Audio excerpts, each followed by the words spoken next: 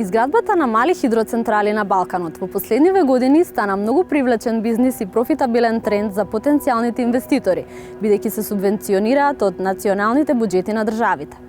Иако се сметаат за обновлив и зелен извор на енергија, во последниве години се зголемуваат научните докази за негативното влијание врз животната средина, односно биодиверзитетот. Разговаравме со професорката од Ниш, Јелка Црнобрња Исаиловик, која во своето истражување го утврди токму тоа. Ta velika količina projektovanih malih hidroelektrana na Balkanu, govori se o nekih ukupno na Balkanu, znači kad bi se dopustilo da se sve to izgradi, znači sve te prijavljene male hidroelektrane, ti prijavljeni projekti, to je neka brojka koja se vrti oko 5000, više manje. 2019. bilo je oko 5000, 2020. je već manje, što je dobro i to smo pokazali u našem malom revijalnom radu, da u nekim zemljama je došlo do smanjenja, izgleda su neki projekti, da kažem, ukinuti. Ali u nekima je došlo i do povećanja, recimo kad pogledamo Srbiju, ona ima sad nešto više, znači ta projekcija je sad nešto veća, ne kažem da će se to desiti, ali znači još uvek naša poruka nije postigla svoj cilj. I dakle, taj kumulativni efekat mnogo malih šteta po životnu sredinu, konkretno mnogo malih oštećenja lokalnih populacija, može proizvesti efekat na ukupni biodiverzitet Balkana koji nije zanemarljiv. 38% од вкупниот број видови влекачи и водоземци во Европа се регистрирани во ридските и планинските области на Балканот. Тие се многу важен дел од синџирот на исхрана во локалните екосистеми и се наоѓаат некаде во средина. Тие се и предатори, но и се плен, храна за многу други видови на животни. Намалување или изумирање на нивните популации доведува до уништување на локалните екосистеми. Naši ekosistemi nisu baš toliko bogati kao što su ekosistemi u tropima, pa da mi kažemo da gubitak jedne vrste iz ekosistema ili poremećaj stope rasta njenih populacija, veličine njenih populacija, neće imati nikakvog značajnog uticaja.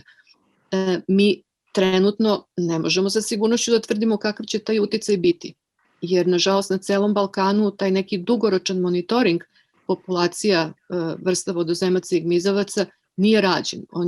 Prve studije su počele negde 2000-ih godina i to je jedan ozbiljan posao koji bi trebao da bude, kako kažem, od strane države organizovan i sprovođen. Ne samo kada su vrste vodozemaca i gmizavaca u pitanju, već kada su mnoge divlje vrste koje izgrađuju naše ekosisteme u pitanju, jer kontinuiranim praćenjem dinamike njihovih populacija mi možemo na vreme da reagujemo.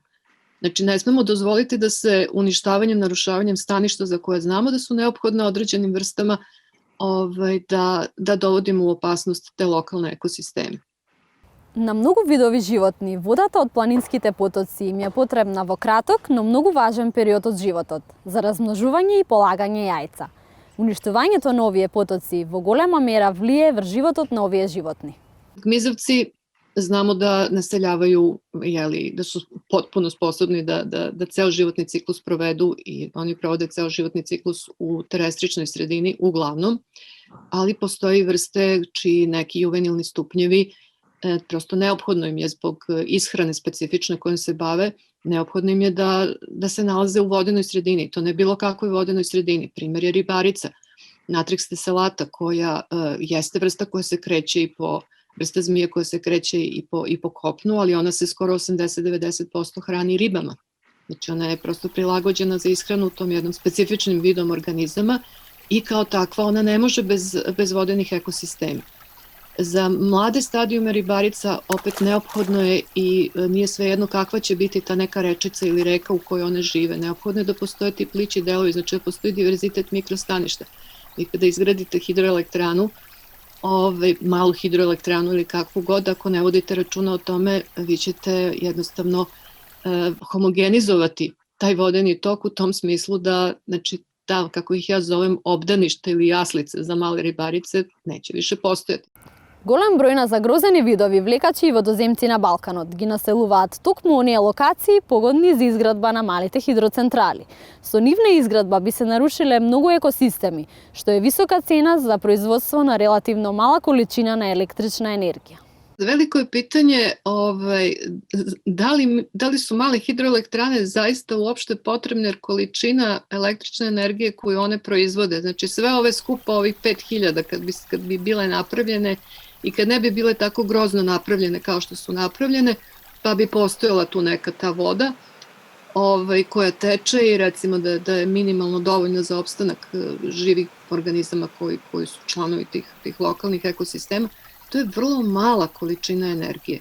Postavlja se pitanje da li je uopšte smisleno graditi i menjati na takav način životnu sredinu da bismo dobili 2-3% ukupne količine potrebne električne energije.